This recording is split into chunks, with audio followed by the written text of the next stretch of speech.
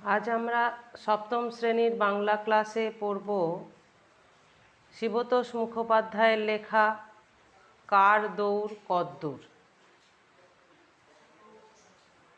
এটা একটা প্রবন্ধ, তাই প্রবন্ধ পড়ার আগে আমরা একটু প্রাবন্ধিক শিবতোষ মুখোপাধ্যায় সম্পর্কে জেনে নেব। শিবতোষ মুখোপাধ্যায় ছিলেন বিশিষ্ট অধ্যাপক ও প্রাণীবিজ্ঞানী। তার পিতা ছিলেন বিচারপতি রমাপ্রসাদ মুখোপাধ্যায় এবং পিতামহ ছিলেন স্যার আশুতোষ মুখোপাধ্যায়। তিনি কলকাতা বিশ্ববিদ্যালয় থেকে প্রাণীবিজ্ঞানে এমএসসি পাশ করেছিলেন এবং পিএইচডি সম্পূর্ণ করেন এডিনবরা বিশ্ববিদ্যালয় থেকে। তিনি মাত্র 27 বছর বয়সে প্রেসিডেন্সি কলেজে প্রাণীবিদ্যা বিভাগের অধ্যাপক রূপে তার কর্মজীবন শুরু করেন। 1960 সালে তিনি আমেরিকার রকফেলার বিশ্ববিদ্যালয়ে আমন্ত্রিত অধ্যাপক হিসেবে নিযুক্ত হন। সেখানে তিনি অধ্যাপনার পাশাপাশি নানা ধরনের গবেষণামূলক কাজও করেন। তিনি 1972 সালে দিল্লির জওহরলাল নেহরু বিশ্ববিদ্যালয়ে অধ্যাপক পদে যোগ দেন। 1989 সালের অক্টোবর মাসে তিনি অবসর গ্রহণ করেন। জীববিদ্যার উন্নয়নমূলক গবেষণার ক্ষেত্রে শিবতোষ মুখোপাধ্যায় ছিলেন বিশেষজ্ঞ। জীবন বিজ্ঞানের আধুনিক পরীক্ষা নিরীক্ষার ক্ষেত্রে তার অবদান শ্রদ্ধার সঙ্গে স্মরণ করা হয়। তার কাজের সম্মান ও স্বীকৃতিস্বরূপ তিনি জুওলজিক্যাল সোসাইটি অফ ইন্ডিয়ার স্যার দৌরাব টাটা স্বর্ণপদক, কলকাতার এশিয়াটিক সোসাইটির জয়গোবিন্দ স্বর্ণপদক লাভ করেন। তার রচিত জনপ্রিয় বিজ্ঞানভিত্তিক বইগুলির মধ্যে বিশেষভাবে উল্লেখযোগ্য হল অণুর উত্তরায়ণ, লাবণ্যের অ্যানাটমি, দিকবিদিক, মানহাট্টান ও মার্টিনি, আসা যাওয়ার পথের ধারে প্রভৃতি। তাহলে চলো আমরা এবার প্রবন্ধে যাই। আমরা দেখব যে প্রবন্ধের নাম কার দৌড় কদ্দূর, অর্থাৎ জীবজগতে কার দৌড় কেমন এবং তা কত দূর হতে পারে তা এখানে প্রাবন্ধিক বলছেন। ইঁদুরকে দিয়ে আরম্ভ হয়েছে এর দৌড়ের বৃত্তান্ত। কি বলছে দেখো, ইঁদুরের দৌড় তার গর্তের পানে, নদীর দৌড় সাগরে, খবরের দৌড় কানের দিকে, আঘ্রাণের দৌড় নাকের দিকে। আঘ্রাণ মানে হচ্ছে সুগন্ধ। অর্থাৎ ইঁদুর আমরা দেখি তার গর্তের দিকে দৌড়ে যাচ্ছে, নদী সাগরের দিকে দৌড়ে যাচ্ছে, খবর আমাদের কানে এসে পৌঁছাচ্ছে, কোনো সুগন্ধ আমাদের নাকে এসে পৌঁছাচ্ছে। সুন্দরের দৌড় স্বভাবত বিদ্যার দিকে, খদ্দেরের দৌড় দোকানের দিকে, রুগীর দৌড় ডাক্তারের কাছে, সুখের দৌড় দুঃখের দিকে, দুঃখের দৌড় সুখের দিকে, জন্মের দৌড় মৃত্যুর দিকে, আর মৃত্যুর দৌড় জন্মের দিকে। অর্থাৎ এইভাবে আমাদের সব সময় যেন আমরা সামনের দিকে এগিয়ে যাচ্ছি। প্রত্যাশীর দৌড় মরীচিকার পিছু পিছুতে, আপেল দৌড়ায় মাটির দিকে, গাছ মাত্রেই দৌড়াতে নারাজ। বলছে আমরা সব দেখছি দৌড়চ্ছে, কিন্তু গাছ কিন্তু দৌড়তে পারে না। আর প্রায় সমস্ত প্রাণীই চলতে সক্ষম। অন্য প্রাণীরা সবাই চলতে পারে, কিন্তু গাছ চলতে পারে না, গাছরা দৌড়োয় না। তারা বোধহয় সবচেয়ে বড় কারণ যে তারা এক জায়গায় ঠায় বসে বসেই খাবার তৈরি করতে পারে। গাছেরা কি তোমরা জানো যে এক জায়গা থেকেই তারা খাবার তৈরি করে নিতে পারে, কিন্তু অন্যান্য প্রাণী তারা দৌড়চ্ছে কেন? সকাল থেকে এই রাত্রি পর্যন্ত যে আমাদের দৌড়, তা আমাদের প্রধান কারণ হচ্ছে কিন্তু খাবার। ঘুম থেকে সকালবেলা ওঠার পর থেকেই আমাদের চিন্তা হয় কি খাবো, আর সেই খাবারের জন্যই যেন আমাদের এত দৌড়। কিন্তু গাছেদের যেহেতু খাবার তৈরি করার জন্য অন্য জায়গায় যেতে হয় না, তাই হয়তো তারা সেই বসে বসেই সেখান থেকেই খাবার তৈরি করে ফেলতে পারে, তাই তাদের আর দৌড়ানোর প্রয়োজন হয় না। কিন্তু প্রাণীদের এক জায়গায় বসে খাবার তৈরি করবার মতো নিজেদের কোনো ভিএন নেই। বলছে যে কিন্তু অন্যান্য প্রাণীরা যে নিজেরাই নিজেদের খাবার তৈরি করে নেবে সেরকম নেই অবস্থা। প্রাণী মাত্রকেই খাবার সংগ্রহ করতে হয়, এই কারণেই প্রাণীরা এক জায়গায় স্থাণু না হয়ে দিকে দিকে পরিভ্রমণ করে। বলছে যে প্রাণীরা এক জায়গায় স্থাণু মানে স্থিরভাবে না থেকে তার জন্য তারা বিভিন্ন দিকে পরিভ্রমণ করে ঘুরে বেড়ায়, রসনা রটনা করে এদিকে কিংবা ওদিকে। রসনা মানে জীব যেন আমাদের তাড়িয়ে বেড়ায় এদিক ওদিক করে। তা বলে দুনিয়ার সব প্রাণী কুইক মার্চ করে খেতে দৌড়োয় না। তো সব প্রাণী যে জোরে দৌড়চ্ছে তা কিন্তু নয়, কেউ কেউ দৌড়োয় আস্তে কিংবা জোরে। আপনার কৃতিত্বে কেউ বা গা দিয়ে কেউ বা পা দিয়ে এক জায়গা থেকে আর এক জায়গায় চলে যায়। এবার এই যে দৌড়োয় তার মাধ্যম কি সেটাও কিন্তু বিভিন্ন প্রাণীর ক্ষেত্রে বিভিন্ন, কেউ গা ঘষে ঘষে যায়, কেউ পা দিয়ে যায়, এইভাবে বিভিন্নভাবে যায়। এটাই আমরা দেখব প্রাবন্ধিক আমাদের দেখিয়েছেন। অণুবীক্ষণের তলাকার অদ্ভুত বিস্ময়ের জীব অ্যামিবা। বলছে অণুবীক্ষণ দিয়ে যদি আমরা দেখি সবচেয়ে অদ্ভুত একটা বিস্ময়ের জীব হলো অ্যামিবা। একটা ছোটোবেলায় তোমরা পড়েছো একটা এককোষী জীব, যার দেহ বলতে একখানি সেল ছাড়া কিছু নেই, মানে একটাই শুধু কোষ। তার চলার ভঙ্গিটি বড় মজার। নিজের দেহ থেকে অর্থাৎ সেল থেকে খানিক অংশ ক্ষণিকের পা হিসেবে আগিয়ে দেয়। দেখো ছবিতে হয়তো কিছুটা বোঝা যাচ্ছে।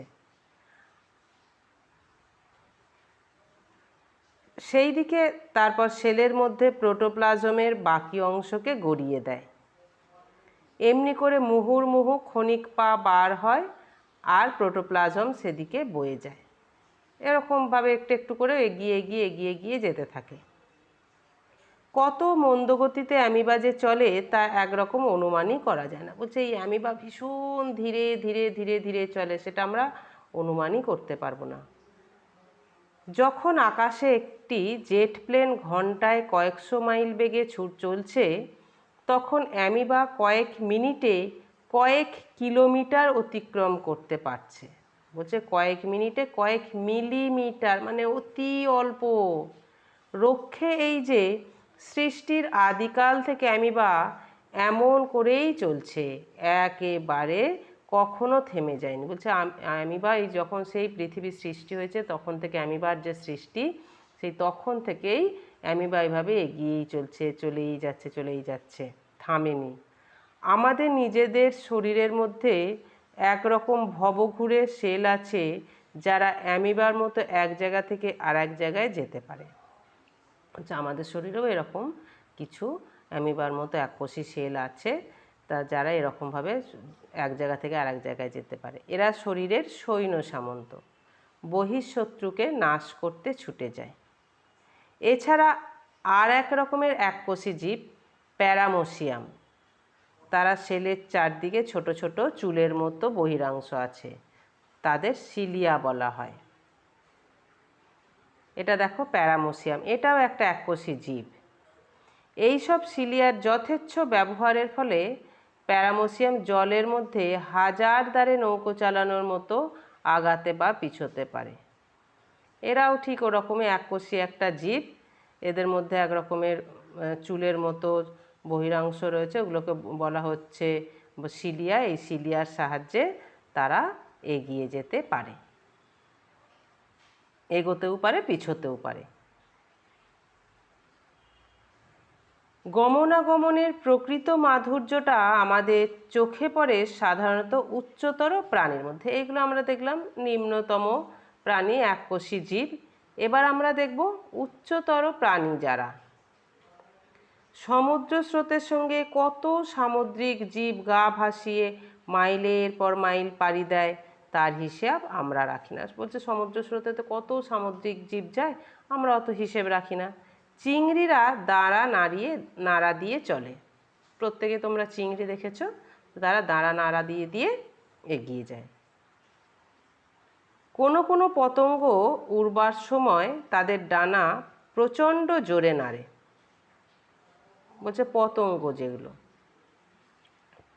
যেসব পোকাগুলোর ডানা থাকে তাদের বলা হয় পতঙ্গ। তা সেই পতঙ্গরা যখন ওড়ে তাদের ডানা প্রচণ্ড জোরে নাড়ে। এফিড উড়বার সময় প্রতি সেকেন্ডে 400 বার ডানা নাড়ায়। এটা হলো এফিড। বলছে প্রতি সেকেন্ডে 400 বার ডানা নাড়ায়, আর এক নাগাড়ে 8 মাইল পথ উড়ে যেতে পারে। বাগানের শামুকরা চলে তাদের একখানি মাংস পুরু পা দিয়ে। প্রত্যেকে তোমরা শামুক দেখেছো, তারা যখন এগিয়ে যায় বলছে একখানা মাংস পুরু পা দিয়ে। চলে যাওয়ার সময় রেখে যায় জলীয় চিহ্ন। একটা দেখবে পেছনে একটা জলীয় চিহ্ন দেখা যায়, এখানে ছবিতেও কিছুটা বোঝা যাচ্ছে। তা দেখলে বলতে ইচ্ছে করে এ পথে আমি যে গেছি। আমরা দেখেই বুঝতে পারি যে শামুক হেঁটে গেছে। উচ্চতর জীবেদের মধ্যে গমন শক্তির অনেক কলাকুশলতা, কিন্তু গমন শক্তিকে বিচার করতে হয় সবসময় দৈহিক ওজনের পরিমাণ হিসেব করে।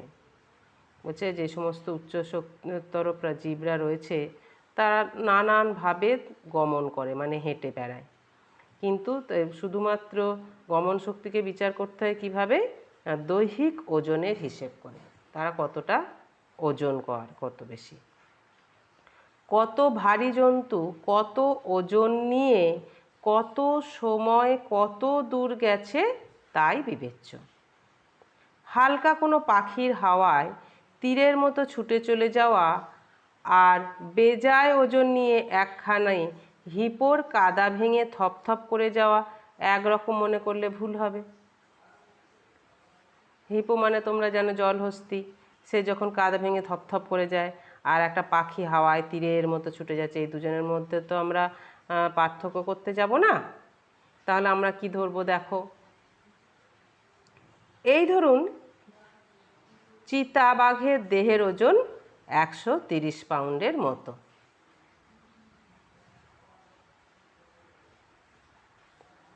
সে ঘন্টায় 70 মাইল পর্যন্ত দৌড়তে পারে। নেকড়ে প্রায় একই ওজনের হলেও তার গতিবেগ প্রতি ঘন্টায় 36 মাইল মাত্র। দেখো, চিতা আর নেকড়ে দুজনের ওজনই প্রায় 130 পাউন্ডের মতো, কিন্তু চিতা দৌড়চ্ছে ঘন্টায় 70 মাইল বেগে আর নেকড়ে দৌড়চ্ছে মাত্র ঘন্টায় 36 মাইল বেগে। সেই তুলনায় হিপোর শরীরের ওজন 2800 পাউন্ড এবং সে প্রতি ঘন্টায় 20-30 মাইল চলতে পারে। তাহলে নেকড়ের থেকে তো অনেক বেশি জোরে যেতে পারে। নেকড়ের থেকে ওজন অনেক বেশি, কিন্তু যায় 20-30 মাইল ঘন্টায়।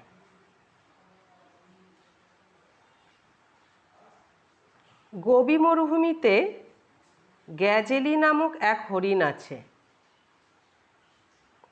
তার গতিশক্তি অত্যধিক,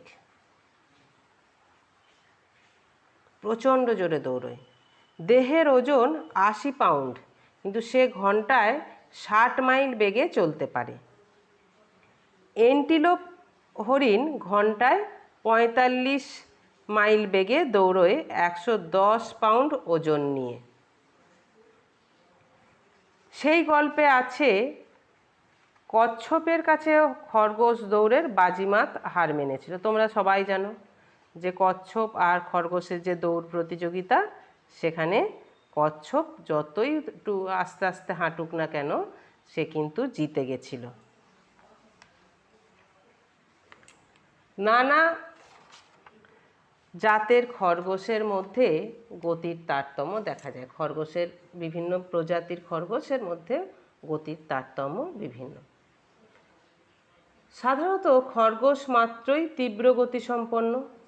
দেহের ওজন যখন 5 পাউন্ড, গতিবেগ তখন 45 মাইল ঘন্টায়, মোটরের দৌড়ের কাছাকাছি।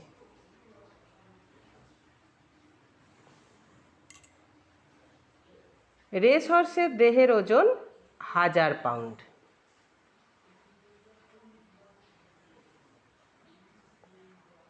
প্রতি ঘন্টায় তার ছুট 40 থেকে 42 মাইল। অনেক বুনো গাধার দৌড়ের বহর ঘোড়ার সমান, কিন্তু তাদের দেহের ওজন ঘোড়ার চেয়ে কম, মাত্র 300 পাউন্ডের মতো, কিন্তু অনেক জোরে দৌড়তে পারে ঘোড়ার মতোই। গ্রে হাউন্ডের দেহের ওজন মাত্র 22 পাউন্ড। এক প্রজাতির কুকুর, সেই অনুপাতে তার চলৎ শক্তির বেগ ঘন্টায় 36 মাইল।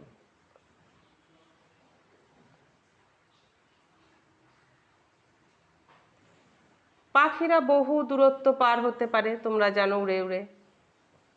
মেরু প্রদেশে টার্নস প্রতি বছর 11,000 মাইল একবার উড়ে আসে, আবার পরে ফিরে যায়।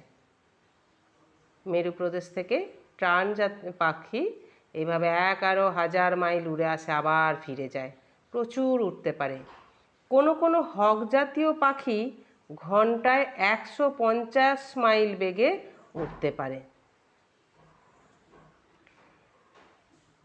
এমন পাখি আছে যার গতিবেগ আরও বেশি, ঘন্টায় 200 মাইল, এরকম আছে। আমার কাছে যদিও হক জাতীয় পাখির কোনো ছবি আমি পাইনি। আফ্রিকার ইন জাতীয় পাখি ওড়া ছেড়ে হাঁটায় পারদর্শী হয়ে উঠেছে, অনেকটা অস্ট্রিচ পাখির মতো এরা হাঁটে। এই যে দেহের ওজন 110 পাউন্ড হলে কি হয়, তারা ঘন্টায় 31 মাইল বেগে চলতে পারে। কাঙারুর চলন প্রায় ইমুর চলনের কাছাকাছি। ইমু পাখি ঘন্টায় 30 মাইল আর দেহের ওজন 130 পাউন্ড। মোষের দেহের বহর যত, তাতে ওজন দাঁড়ায় 1800 পাউন্ড। সেই তুলনায় গতিবেগ নেহাত কম নয়, ঘন্টায় 30 মাইল। হাতির বিরাট বপু মানে দেহ, ওজন 7000 পাউন্ড। সেই নিয়ে গদাই লস্করি চালে সে ঘন্টায় 25 মাইল বেগে ছোটে। শেয়াল তার 12 পাউন্ড ওজন নিয়ে 20 মাইল বেগে মাত্র যেতে পারে।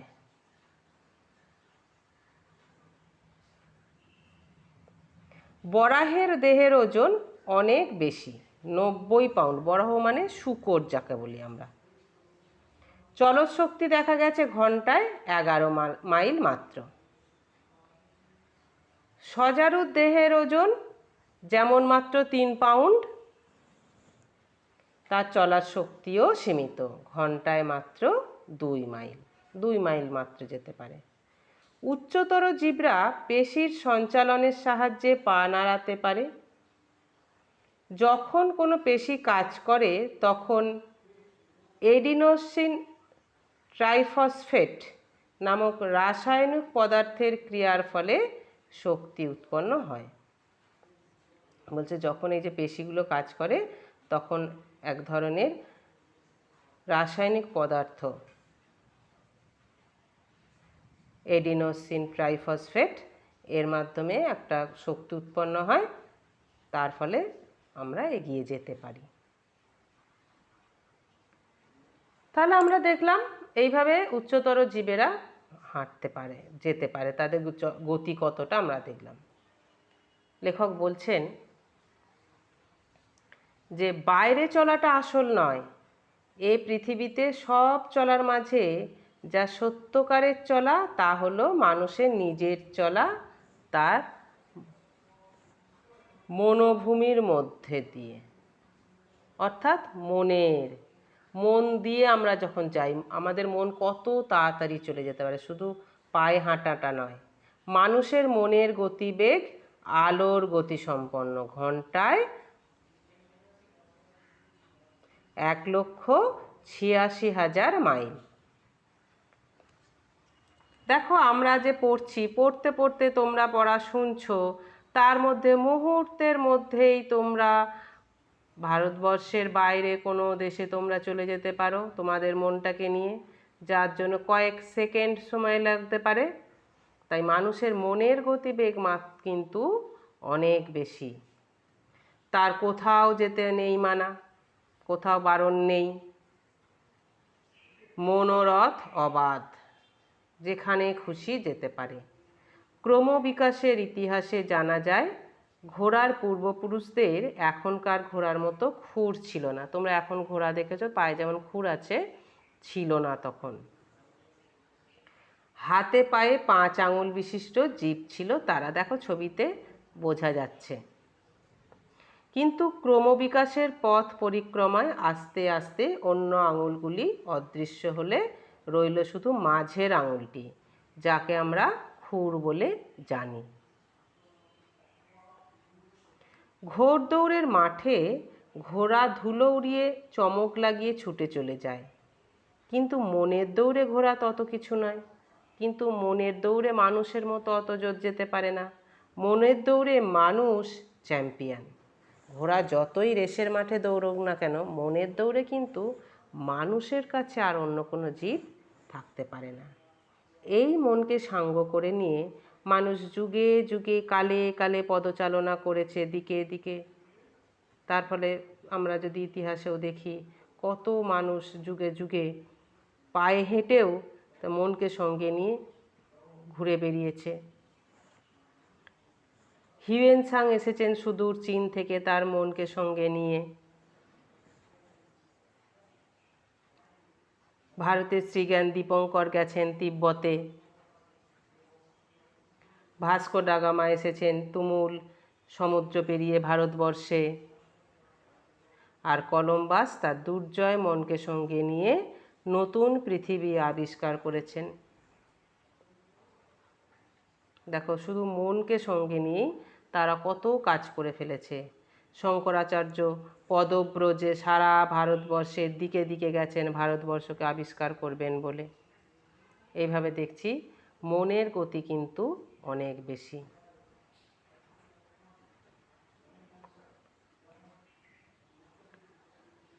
সবচেয়ে মজার ব্যাপার এই যে মানুষ এখন শুধু নিজে চলেই ক্ষান্ত নয়, সে অন্য সব কিছুকেও চালাতে সমান উৎসুক। জাহাজ, রেল, প্লেন, জেট। এখন মানুষ আকাশটাকে নতুন করে ঘোড়দৌড়ের মাঠ করে তুলেছে। সেখানে নতুন বাজি ধরেছে যে সে ত্রিভুবনেশ্বর হবে, স্বর্গ মর্ত তোলপাড় করবে। তাই জীবনে 440তে মানুষ বিশ্বকীর্তি স্থাপন করেছে। কিন্তু ক্ষণিকের পা দিয়ে, কেউ শিলিয়া দিয়ে, কেউ দাঁড়া দিয়ে, নানা রকমের পা দিয়ে সবাই চলেছে। চারিদিকে সবাই ছুটোছুটি করছে। কিসের এই জয়যাত্রা? এত তরা, মানে তারা তারা পৃথিবীটাও পাগলের মতো হনন করে ছুটে চলেছে। পৃথিবীটাকে আমি একবার শুধিয়েছিলাম, তোমার কেন চলার জন্য এত দায়? এ যাত্রা তোমার থামাও। সূর্যি তো কারুর পিছু পিছু ধাওয়া করছে না, তুমি কেন এত তাড়াতাড়ি করছো? তার উত্তরে পৃথিবী কি জানিয়েছিল জানেন? তার দক্ষিণা হাওয়ার ভিতর দিয়ে সে আমার কানে কানে বলেছিল, থামা মানে জীবনের শেষ। যতদিন আছো ততদিন চলো, দাঁড়িও না। শাশ্বত সত্যের দিকে যাওয়ার গতি বন্ধ করো না, চড়ই বেতি। অর্থাৎ এগিয়ে চলো।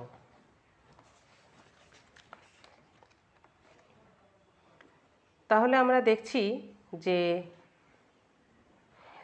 এই প্রবন্ধে লেখকের মূল লক্ষ্য কিন্তু এই যে বিভিন্ন ধরনের জীবজগতের চলার কৌশল বলেছেন। অ্যামিবা, প্যারামোসিয়াম থেকে শুরু করে চিংড়ি, এফিড, শামুক, চিতাবাঘ, গ্যাজেলি হরিণ, এন্টিলোপ হরিণ, সজারু, খরগোশ, হাতি, ঘোড়া, বুনো গাধা, ক্যাঙারু, হ্যাঁ, এমনকি গ্রে হাউন্ড, এদের যে চলনের কথা বলেছে, গমনের কথা। পাখির জগৎ থেকেও আবার টার্নস, হক, ইন, এসব নানান কথা বলেছেন। আসলে কিন্তু প্রাবন্ধিকের মূল লক্ষ্য এই চলন রীতির বিশ্লেষণ নয়। বাইরের চলার চেয়ে তিনি গুরুত্ব দিয়েছেন সত্যকারের চলাকে, যে চলা মানুষ চলে তার মনোভূমির মধ্যে দিয়ে। মনের এই দৌড়ে মানুষই শ্রেষ্ঠ। শুধু নিজে চলেই সে তৃপ্ত হয় না, অন্য সব কিছুকেই সে চালিয়ে নিয়ে যেতে চায়। এগিয়ে চলার মন্ত্র যেন দীক্ষা নিয়েছে পৃথিবীও। সেও যেন পাগলের মতো হনহন করে ছুটে চলেছে এই দৌড় শাশ্বত সত্যের দিকে। সত্যটি হলো এই যে, থামা মানে জীবনের শেষ। যতদিন আছো ততদিন চলো, দাঁড়িও না, অর্থাৎ চরই বেতি। প্রবন্ধটা পড়ে তোমাদের কেমন লাগলো জানিও। ভালো করে পড়বে। কারোর কোথাও যদি বুঝতে অসুবিধা হয় আমাকে জানাবে। ধন্যবাদ।